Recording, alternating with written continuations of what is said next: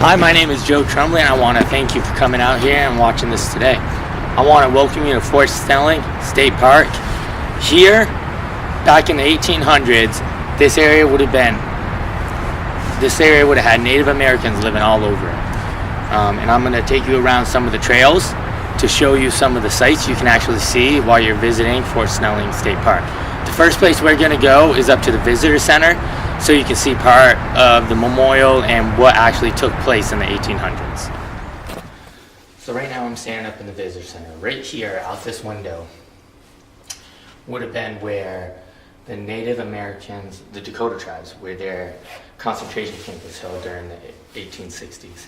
What happened is they lived all over this area, and then when the Americans decided to move into the area, they put a camp up on Fort Snelling, and they wanted to control the trade, and this was the time when we were moving Native Americans from their homeland to another area. So this is a very significant place, and there's actually a drawing that I'm going to show you of some pictures where you can actually see what they called the concentration camp actually looked like. It's going to be right here on this wall. I'm going to move the camera. So right here, you would have seen all of this. These are teepees looking out that window, and then you got the riverbed in the back. And this is pretty much where they were encamped for the wintertime. And then after the wintertime, they moved them the following year aboard steamships up to another area. And then they ended up moving them again over into the Nebraska area. But it was a very cold winter. A lot of people died here. And there's some memorials on the trails that I'm going to take you and let you see what they're all about. So we're going to go ahead and move out to one of the memorials that was dedicated in the 1900s, 1983. So we just walked down from the Visitor Center, a short walk down to the bottom, and this is the memorial that is dedicated to Dakota Indians. I'm going to read a little bit about it so you understand what's going on.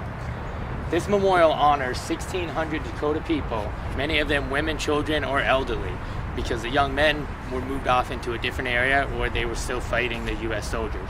So they gathered up the women and children and the elderly that couldn't fight, and they put them here right out behind me. That would have been the spot for the concentration camp. During the winter months, it was so cold, and trust me, it was really cold. Today's a beautiful day. It's sitting around about 30 degrees. And last week it was, with windshield factor, -50 out here. So you could just imagine how cold it must have been for these people, these Native Americans, sleeping out here in tents. But 130 of them is what they say perished out here during the winter months. In the middle of this is a sandstone place here. So this isn't just a memorial, it's the spiritual place for the Dakota people to come here and gather. Once a year they would come here and remember what happened to their ancestors. So it's a very significant place. We're gonna move down the trail right off here. There's a walking trail. We're gonna move down this trail. We're gonna head out into the woods where there's another area that is set for memorial for the Dakota people.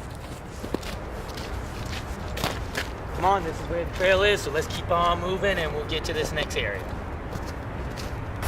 So this is the next area I was telling you about, and you see these markers right here. They make a circle, and inside the circle there's 4 sticks, and those sticks represent the 4 Indian bands that lived around this area and that were brought here. And they also represent the 5 people, the 5 Native Americans that were taken and arrested and brought over to Mendota, which is on the other side of this river. There was a town there, and they were hung for their crimes. But each marker has a name on it, okay? And these names represent the families' names that were part of that band. Our next step on this trip is we're actually going to go look for signs of animals that might have been here around their time frame, like deer, turkey. We'll look at some of the lakes that they would have fished or hunted in to gather food for these cold winter months. Alright, so we might be on the right trail. Over off the trail I'm walking, I found some deer footprint right here, if you can see. And they're gonna be headed in this direction. I found that, so we're gonna keep walking and see if we can find any deer out here. And I also have found, where is it? Right here. I found some deer poop. It's kind of cold, so it's probably like a couple days old. But we'll keep walking and see what we can find. Stay with me. So something I found while I was walking through the woods here is this right here is a maple tree. You can tell because of the way the branches go up, and they have buds that are pointing up. Now this is a sugar maple, and pretty much any maple tree. I'm from the Northeast, so I know a little bit about maple sugaring. In the springtime is when the Native Americans, the Dakota people, they would actually sugar these trees, and they would have these huts, these sugar huts. They wouldn't use teepees, they just used regular shacks, and they would go ahead and they would tap into the tree, collect the sap that runs out. It takes about 40 gallons of sap. So think 40 water gallons of water, 40 of those to make 1 gallon of maple sugar. But they would go ahead and they would tap these, and they would bring them inside that hut, and inside the hut they would start a fire, and they would boil the sap down, and they just keep adding, but the sap, which is, it's like water, they just keep adding it in it until it gets thick, where if they put a piece of stick in it, see right here, they probably use a stick or maybe carved a wooden spoon or something, and they would have dipped it in, and when it kind of just, it's kind of sticky, and when it's kind of thick and comes off, then they know that's would have been done. But they would have collected that in the springtime, and that they would have used that on some of their foods in the throughout the year. And you can also keep boiling it down into like a sugar material. It would be granule sugar like that. They would have used that for trading, because right over here there's you have the Mississippi and the Minnesota River that connects, and they would have used those rivers, and they would have traded with other tribes or even Americans. When the Westerners, when they came out and they started settling this area, they would have traded with them. So that's one thing they would have did with sugar trees, maple sugaring, which is it's a pretty neat thing to do, and pretty interesting. You just found one right off the trail right here. So we're going to continue walking and see if we can catch a deer or turkey. I saw some out here before when I came and walked around, but I haven't seen any.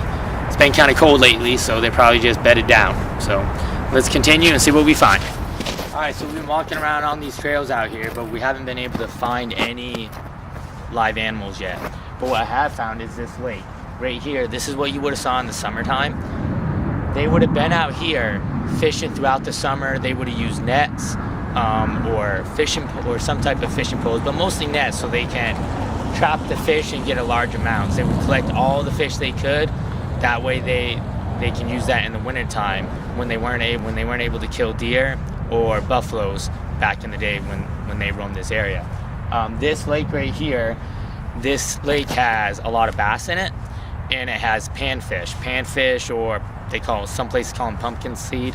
They're really flat fish, but they're very plentiful. You can collect a lot of them, fillet them up, and smoke them, and that's what they would have did to have food for the wintertime. Alright, I want to be really quiet. I don't know if I can get in it, but as you can see, I see one deer there, and there's one right there behind this one, but you can see they're pretty big, and that's what they would have been looking for in the wintertime.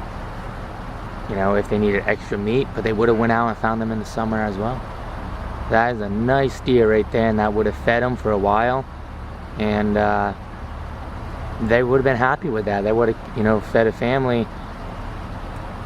Oh, there's 3 of them right there. There's one. Let's see if I can zoom in. There you go. One's right there sticking out. Yep. And one's right there walking right up to me. That is amazing. That is so cool, being able to get close to these animals.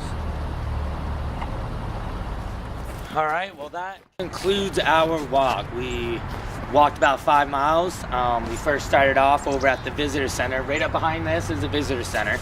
We started off there, and I told you about the Dakota Indians. And then we moved down to the first memorial that was dedicated to them, for the camp that was set up and where they were all held for the winter time. And then we headed over and we followed a trail down into the woods and found another memorial for them, where it represents the 4 Indian bands and the 5 people who were executed in Mendota, which is across the river. And then we decided to keep walking. We walked over to the lake, where we talked about the kind of fish they would have found. We found some neat deer tracks. They were old, but they were still pretty cool and pretty neat.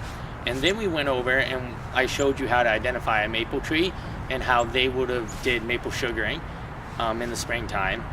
And then right before we ended our walk, I was able to find 3 deer just hanging out in the woods, eating, and they finally got up and moved around. But that concludes it. And I want to thank you for coming out here and seeing what Fort Snelling has to offer. Thank you, and I hope I get to see you out here walking the trails sometime with me.